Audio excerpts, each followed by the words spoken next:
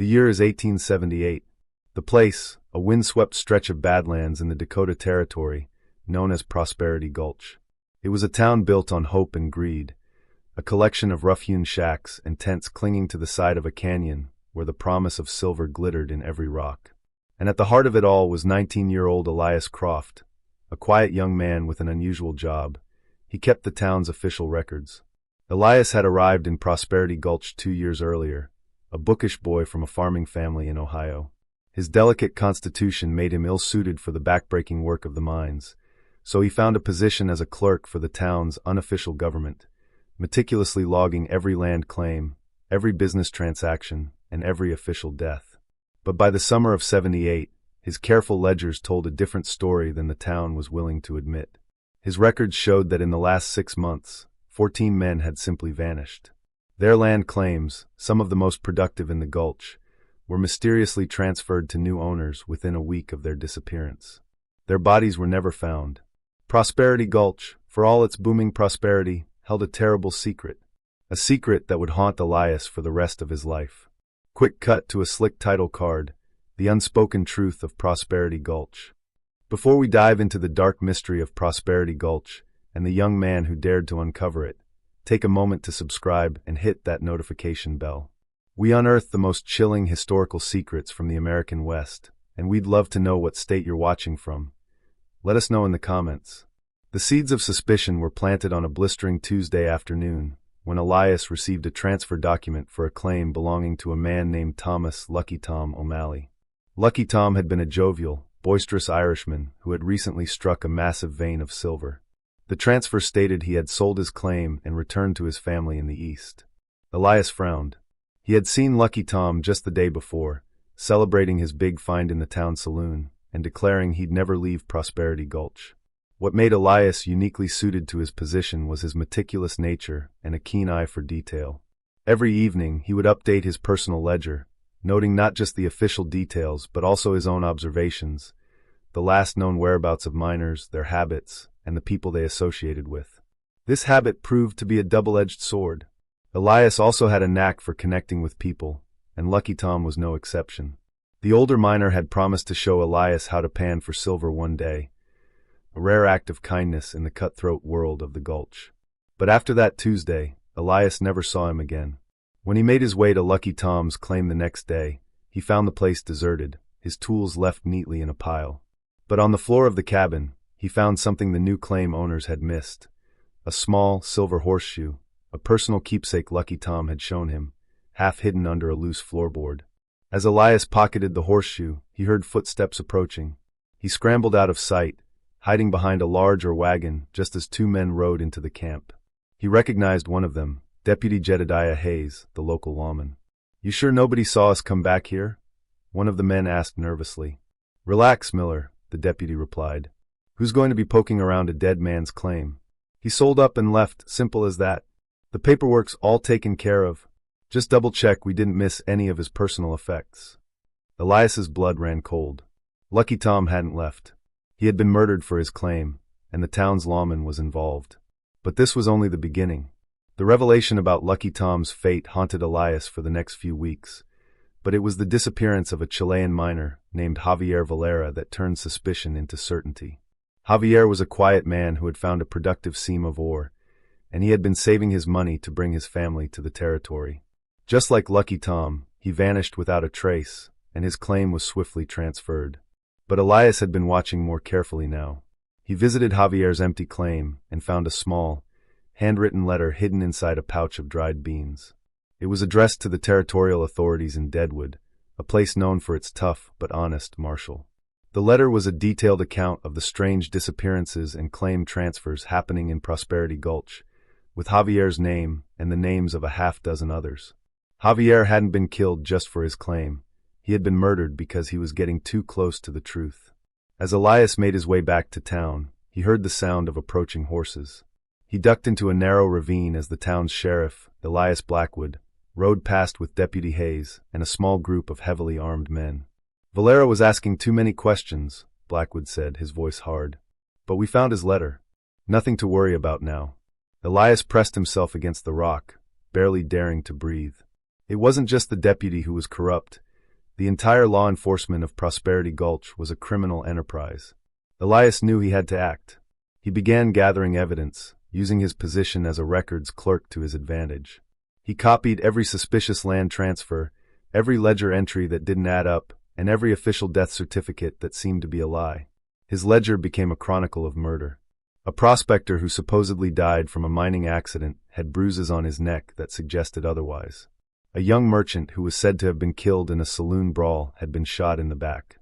The victims all had one thing in common: successful claims that were coveted by the town's elite. But his investigation took a dangerous turn when he noticed that Sheriff Blackwood's wealth was growing at an alarming rate. The sheriff had recently built a large, new home in the hills above town, far grander than his salary could afford. He had also invested in several local businesses, including the assay office and the general store. Elias's mother, a washerwoman for the town's most prominent families, confirmed the sheriff's growing fortune. He was quietly acquiring properties that had belonged to the very men who had disappeared. One moonless night, Elias followed Deputy Hayes and two of the sheriff's men to a remote claim. Hiding behind a large outcrop, he overheard their chilling conversation. They were planning their next murder. Their target, a German immigrant named Hans Gruber, a loner who had just discovered a promising vein of silver. He was the perfect mark: no family, no friends, no one to ask difficult questions. He's been talking about heading back to the old country, Hayes said. If he vanishes, folks will just assume he left early. And the claim? One of the other men asked. Sheriff's got the paperwork ready. It'll be declared abandoned and auctioned off. He'll be the only bidder. The casual way they discussed murder made Elias's stomach turn. He knew he couldn't just watch anymore. He had to act, but he was just a clerk. Who would believe him against the town's law? As Elias shifted, a small rock dislodged, clattering down the hill. The men heard it. What was that? Hayes hissed, his hand going to his gun. Elias pressed himself into the dirt, holding his breath as their searchlights swept the area. They rode away, their laughter fading into the darkness, but Elias's heart pounded in his chest. He had the information he needed to save a life, but he also knew they had heard him. His time had run out.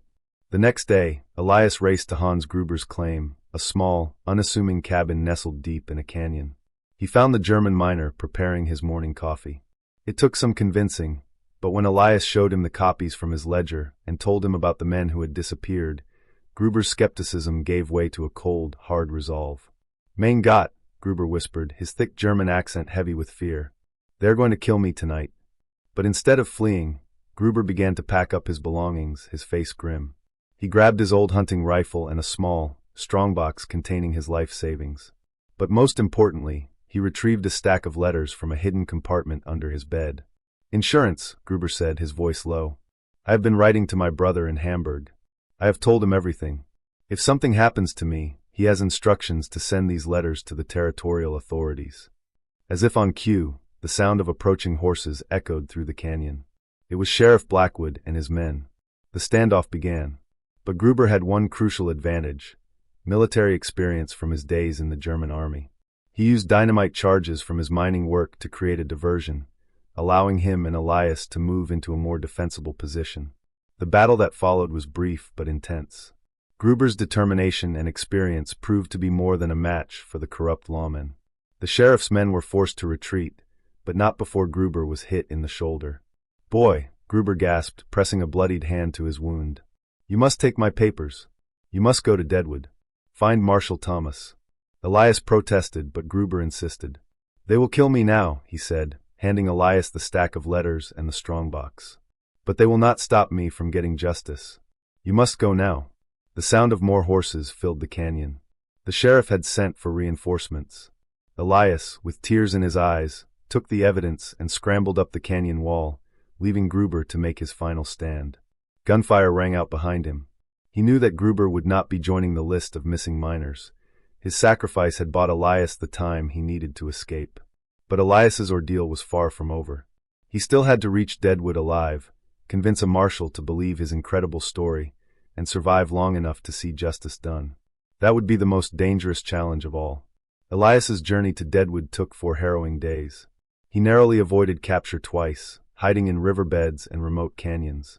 When he finally stumbled into Marshal Thomas's office, he was a sight to behold, covered in dirt, exhausted, and clutching a portfolio of papers like his life depended on it. Marshall Thomas, a grizzled old lawman known for his integrity, was initially skeptical. But when he read Gruber's letters and examined Elias's meticulous ledger, his skepticism gave way to cold fury. The evidence was undeniable.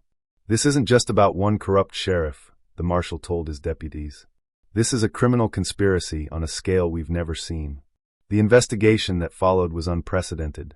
Marshal Thomas assembled a team of federal agents and honest lawmen. They verified Elias's evidence and expanded the investigation. They discovered that the conspiracy wasn't limited to Prosperity Gulch. Similar rings were operating in other mining towns, all coordinated by a shadowy figure known only as the Baron. The investigation culminated in a series of coordinated raids across the territory. Sheriff Blackwood and Deputy Hayes were arrested in their beds. Dozens of others, including corrupt businessmen and land office officials, were taken into custody. The trials that followed dominated the newspapers for months, and the conspirators were sentenced to death or life in prison. For Elias Croft, the trials marked both an end and a beginning. He was given a substantial reward for his courage and, more importantly, a chance at an education. Marshal Thomas, recognizing Elias's intelligence and courage, became his mentor, guiding him into a career in law enforcement. By the time he was 25, Elias Croft was a respected federal marshal, known for his methodical investigations and his unwavering commitment to justice. His motto, inscribed on a plaque in his office, read simply, "Every life counts. Every death matters." The story of the boy who risked everything to expose a vast conspiracy became a legend in the West. But for Elias, the real reward was not the fame or the recognition. It was the knowledge that his unwavering commitment to the truth had prevented countless more murders. This story shows us that even in the darkest chapters of American history, when greed corrupted entire communities, individual acts of courage can still triumph. Elias Croft reminds us that justice often depends not on powerful institutions, but on ordinary people who refuse to look away when they witness wrongdoing. What do you think of this story? Do you believe a quiet records clerk could truly take on a conspiracy of this scale? Leave your comment below and share your thoughts. If you enjoyed this tale, subscribe and hit the notification bell. There are more dark secrets from America's past waiting to be uncovered, and we'll explore them together.